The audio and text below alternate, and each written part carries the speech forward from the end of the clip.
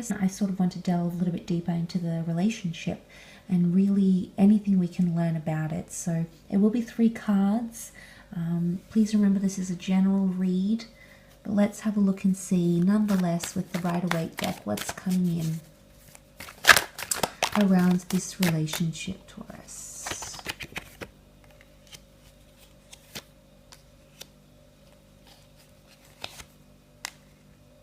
Okay, there's definitely a lot of lessons coming in, okay? Let's start off with the 10 of Swords. The 10 of Swords is an air card, and it can definitely refer to some sort of change or transformation, or an old way of life dying. This is why I often associate new beginnings and things of that nature here. Look, these new beginnings aren't easy, okay, Taurus? As we see them, he's stabbed in the back. The 10 of Swords can also indicate betrayal. Now, I don't know if this relationship for some of you is going to form on a betrayal to someone else, okay? For example, you might be coupled up, you meet someone else, you meet this person, you fall for them. Maybe you have an affair, maybe you don't go to that extent. Maybe you start to have feelings for them, and in some way you feel like guilt or betrayal. It could also be because the cards are centering more around this relationship, it could be that this relationship forms from betrayal, or there might be some sort of betrayal in this connection somehow. It's more to do with words, though. Air is words, so it's either betraying and telling secrets, not being honest. It's not really deception, though, like the 7 of Swords would be, but it can be some sort of betrayal, or it can be words that are hurtful, okay, spiteful words run deep. So you might have to, I guess, watch how you communicate with this person if this is you, or maybe this person has or will have a habit of lashing out, saying things in the heat of the moment, not really knowing how to, I guess, emotionally respond to certain situations. So there might be a few complexities. But look, it's not all bad, because we see the darkness lifting and then the light comes in. So it's transformational, which indicates that this person's, if this is a person's habits, I suppose, they can improve, or if this is yours, they can improve. There's always room for growth with the 10, because the 10 essentially comes down to the 1, which is a new beginning, a new start, or opting for something new. So it's not all bad, okay? It's definitely not all bad. Look, there could be some emotional dramas or things like that in this relationship. I definitely feel with the water cards that came up, and the fact that we have the 5 of Cups here as well, it could definitely indicate that there is a lot of things that that might come to a dramatic height or a dramatic climax in this relationship.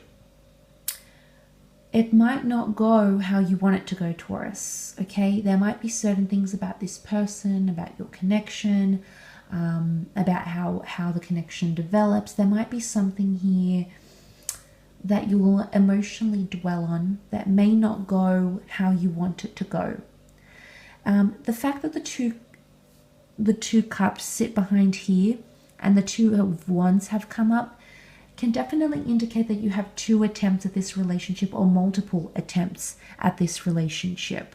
That maybe when you come together the first time, things might not work out, maybe because of timing, because of differences in wants, needs, desires. Maybe it's the right person at the wrong time for some of you, okay? And it could definitely indicate that you might be a bit back and forth in this relationship. You might break up and then reunite later in life even. That's certainly a possibility. The 2 cups here can definitely point to a twin flame union, absolutely. But look, there could be addictions in this relationship. I don't know if it's addictions towards each other, if it's addictions or overindulgences with other substances. But it could be something that impacts your relationship on a very highly emotional level. It's not all bad. I feel like for some of you, this person might come into your life and you're either not over an ex, or they're still dwelling on an ex. They're dwelling on loss somehow, or if this is not them, this is you, it's almost like one of you isn't fully healed from a different relationship, and that might change things, because the Three of Cups here can be a third party situation. We have betrayal, we have options. So for some of you, that could be the case. There could be that third party dynamic, because there's still emotional attachment to someone else, okay? Or it's someone who's still healing from something. And look, maybe they're not healing from an ex. Maybe they're healing or recovering from a health scare. Maybe they're healing from a loss. Maybe they've had someone who's dearly departed. So, I mean, it could be a lot of things coming up here, Taurus, but you might have to deal with someone, you know, there could be times of depression in this relationship, or sadness in some way. But look, you also have adventure and excitement in this relationship. You have the Two of Wands. It could be a long distance thing, or you might end up being long distance for a period of time in this connection, whether briefly or for extended periods. The Two of Wands can indicate adventure and lust and passion. It can indicate a lot of options or trying things. Again, it's non-conformist or it's unconventional, because he leaves the safe confines of his castle walls here. So it's daring, it's exciting, it's thrill-seeking. A lot of experimentation, I feel, whether this is sexual, whether this is emotional, whether this is just mental. I can't really pinpoint it, but there's things that you'll do that are different with this person. There really is. You hold the world in your hands here, so I feel like this kind of relationship is going to be a little bit different, in a sense where you'll have the luxury to create this relationship how you see fit. There could be a lot of open-mindedness, there could be a lot of experimentation, there could be a lot of things that most people wouldn't understand what you share with this person. Most people will be like, oh, well, you're doing this, or how is that working out for you? Or, well, that's not a relationship, that doesn't constitute a relationship. So you're definitely doing things that are different. And it could add a lot of spontaneity into this connection, absolutely. But the two can be indecisiveness, or it can be a little bit of back and forth. You know, in one way, yes, he is safe inside the confines of his castle wall. So I'm wondering how safe you're going to be making each other feel, or protected, maybe, absolutely.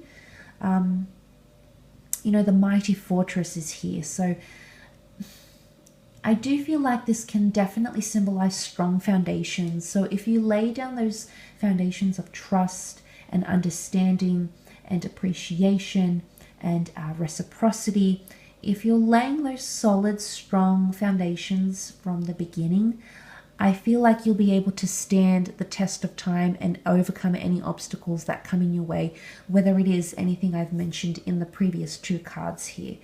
So it comes with a certain confidence that if you are able to build those foundations, Taurus, I definitely feel like you could have something long-term here.